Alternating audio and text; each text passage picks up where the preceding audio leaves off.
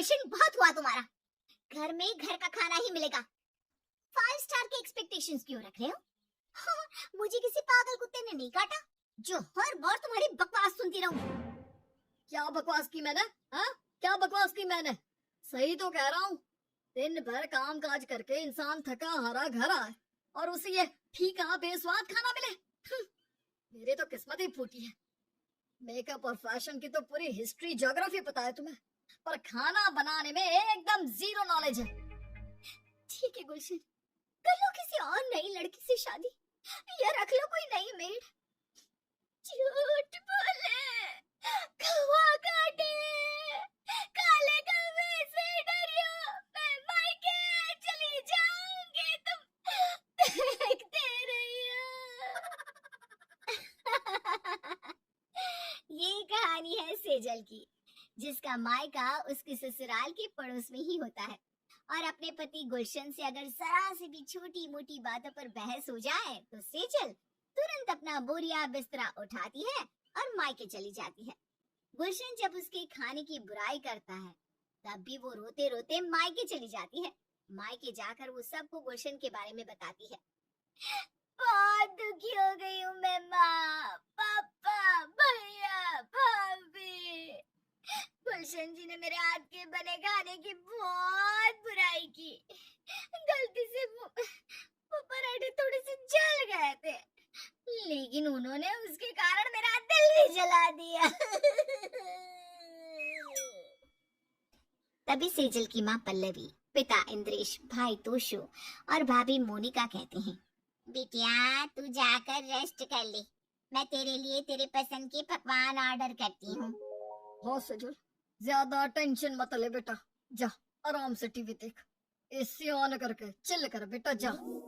सेजल अपने कमरे में जाकर आराम फरमाती है।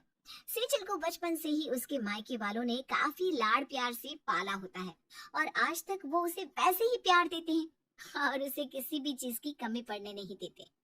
सेजल को फिर से वापस लाने गुलशन सेजल के मायके में आता है तब, आई एम सॉरी बाबा, अब माफ भी कर दो ना, छोटी सी तो बात थी, उसे रबर बैंड की तरह इतना लंबा मत खींचा करो ना, और खामखा बात का बतंगड़ मत बनाओ प्लीज। बात का कलिंगड़?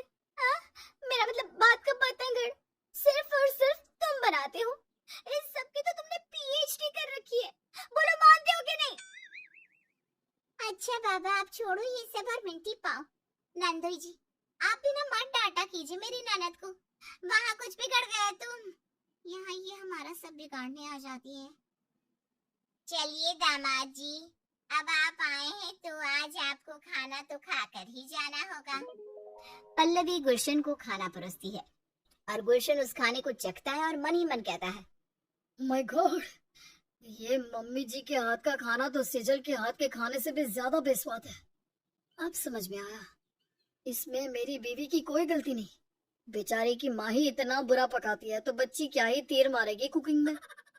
इस तरह सुलह कर कर गुलशन और सेजल दोनों ससुराल वापस चले जाते हैं।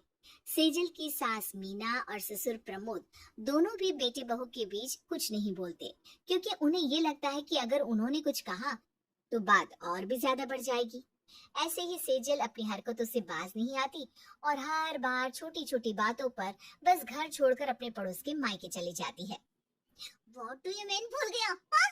आज हमारी 5th मंथ एनिवर्सरी थी और तुम वो भी भूल गए और मुझे एक गिफ्ट तक नहीं दिया। मेरे इमोशंस क्या तुम्हें मजाक लगता है गुलशन? तुम्हें तो मैं एक दिन ना गुल ही कर दूंगी। अरे यार सेजल, दुनिया में सिर्फ इकलौती तुम ही होगी जो हर महीने की एनिवर्सरी को सेलिब्रेट करती हो। अब इंसान क्या क्या याद रखे। चुप बैठो तुम, मेरा दिल तोड़ने की कोई कसर नहीं छोड़ती तुम। I hate you गुलशन, जा रही हूँ मैं। सेजल अपना बैग उठाकर फिर से मायके चली जाती है। हे भगवान, ये सेजल बहू भी ना। अरे सेजल बहू रुको। ओ जी रुकिए तो, बहुत ससुर नंबर 1 बनने का शौक चढ़ा है क्या? है? चुपचाप यहीं पर रहिए, इन दोनों बेवकूफों के बीच जो पड़ा वो खुद भी बेवकूफ बन जाएगा। पागलपंती चलती ही रहती है बस इस घर में, कल मुही करम चलेगा ही की। एक बार में ही क्यों नहीं चली जाती अपने मायके, समझ में नहीं आता। अब फिर से सेजल जाकर अपने मायके वालों को गुलशन और उसके झगड़े के बारे में बताती है। आस पड़ोस वाले भी जब घर पर मीना से मिलने आते हैं, तब सेजल की गैर मौजूदगी को देखकर कहते हैं, अरे मीना बहन, फिर से तेरे बेटे बहू में लड़ाई हो गई क्या? भाग गई क्या वो अपने मायके में? सेजल को तो अच्छा ही है, जरा कुछ हुआ नहीं कि मुंह उठा कर निकल लो अपने मायके में, और एक हमारा मायका कोसों दूर है। मोहल्ले में धीरे धीरे ये बात सभी को पता चलने लगती है कि सेजल बात बात पर मायके चली जाती है, जिससे गुलशन और मीना को बहुत गुस्सा आता है। कब से फोन कॉल कर रहा हूँ, मैडम कॉल भी नहीं उठा रही।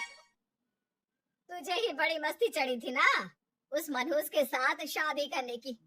अरे शादी ब्याह में छोटी छोटी बातों पर झगड़ा तो हर मियाँ बीवी के बीच होता है। प्रमोद जी और मैं तो आज तक लड़ते हैं, वो भी रोज।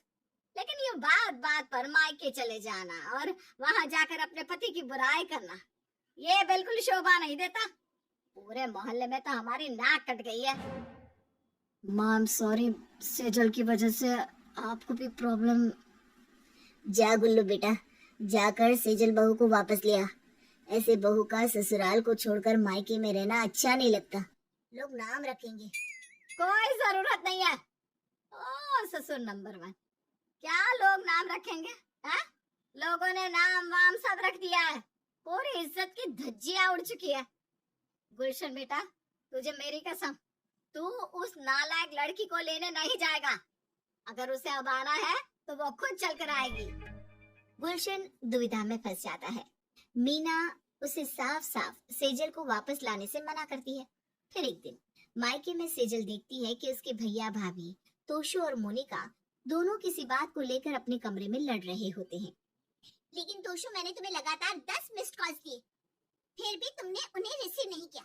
अब जाने दो, तुम्हारे भी रंग बदल रहे हैं दिन ब दिन, सब नजर आ रहा है मुझे, वो भी क्रिस्टल क्लियर। लेकिन मोनिका, मैं तुम्हें कह रहा हूँ, मैं घर पर जरूर था, लेकिन मेरी ऑनलाइन कॉन्फ्रेंस मीटिंग चल रही थी इंटरनेशनल क्लाइंट्स के साथ। I'm sorry Monika. No Toshu, just shut up, तुम मुझसे बात मत करो, जाओ यहाँ से। तभी सेजल कमरे के अंदर आकर कहती है, मोनिका भाभी, तोशु भैया, आप दोनों इतनी छोटी सी बात के ऊपर क्यों इतना लड़ रहे हो? मैं समझ सकती हूँ, लेकिन ये झगड़ा करके आपको ही नुकसान होगा। आप मुझे बताइए एग्जैक्टली क्या हुआ। सेजल प्लीज, तुम यहाँ से चली जाओ, हमें किसी वकील की जरूरत नहीं है। ये हम हस्बैंड वाइफ के बीच का इश्यू है, हम इश्यू आपस में ही सॉल्व कर लेंगे, किसी तीसरे के आने की जरूरत नहीं है, हम बात को बढ़ाना नहीं चाहते। तभी सेजल को अपनी बात याद आती है। उसने बेकार में गुलशन के साथ किए हुए झगड़े याद आते हैं। वो कमरे के बाहर निकलती है, तभी उसे पल्लवी कहती है, सेजल बेटा, अब तुझे महसूस हो रहा है ना कि तूने क्या गलती की है। शादी के बंधन में छोटे मोटे झगड़े तो होते ही रहते हैं, लेकिन अगर वो पति पत्नी के बीच ना खत्म हो तो वो बुरी तरह बढ़ जाते हैं, जैसे तू बढ़ाती है। और यहाँ अपने पड़ोस के मायके में आकर हम सबको सब बताती है। पूरे मोहल्ले में ये पता लग गया है कि तू हर 2 दिन बाद ससुराल छोड़कर मायके चली आती है। बेटिया तू समझदार है ना, तो ये सब तू ही ठीक कर सकती है। अपनी माँ पल्लवी की बातें सुनकर सेजल की आंखें खुल जाती है और उसे एहसास हो जाता है, शायद आप सही कह रही हो माँ, घर की बात घर तक ही रहनी चाहिए। मैं पागल थी जो हर बात में राय का पहाड़ बनाती थी, लेकिन अब नहीं। सेजल अपने ससुराल चली जाती है और अब से वो सबसे अच्छे से पेश आती है और अपनी गृहस्थी को बखूबी प्यार और स्नेह से संभालती है।